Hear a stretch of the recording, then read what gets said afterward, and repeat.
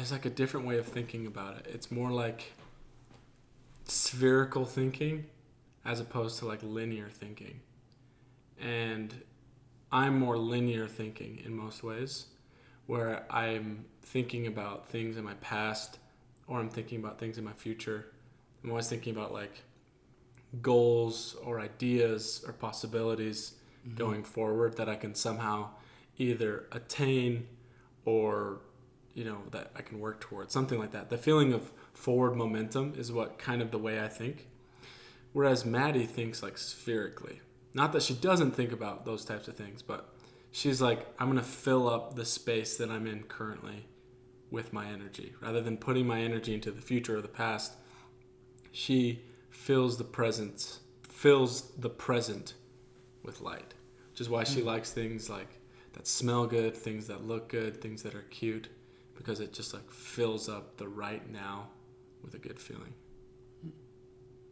That's interesting. I'm very much like you. I think forward. Yeah. But as I've watched more and more movies that are inspirational, and because of a lot of theater is like, this moment right now is good. Mm-hmm. Especially because all shows end. Mm-hmm. And you only have like 8 cracks at it in high school. But in About Time's another perpetrator of the like, be in the moment. Yeah, be present. It's a really sweet idea. Yeah, and it's hard. It's hard because you want to be able to have both. That's why they say like, stop and smell the roses, stuff like that. Like those type of sayings is because if you live too much in the future, then you do it at the expense of the present, then when you get to the future, you're going to do the same thing again. And you'll always be waiting to be happy, which I think I have done, and I've seen people do, where they're like, when I get my promotion, when I graduate, when I get married, when I get back from my mission. And I've said those types of things, like I cannot wait for my life to start when I get back from my mission. And I can finally come home and like I'll be old enough to get married and have money and do these things and kind of start my own life. But the problem is, it's like, that's now.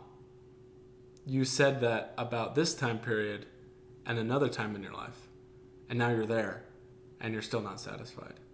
Yeah. And so I think finding the sweet spot between like, let me be happy right now but not satisfied, so that I can still think about the future.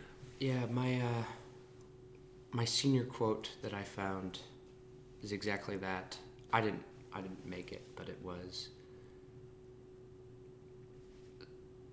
sometimes in your pursuit of happiness, you should stop and just be happy. Yeah, I like that. I really like it. I think if you let excitement for the future fuel present energy, then both are working. If you could be happy now because of excitement for happiness later, then you're happy in both times. Yeah, I completely agree with that. Like I found, like in my life, for example, like in a sport, I'm like, well, I love playing this, so I'm going to play it all the time. But by playing it, it excites me because I'm going to be better in the future.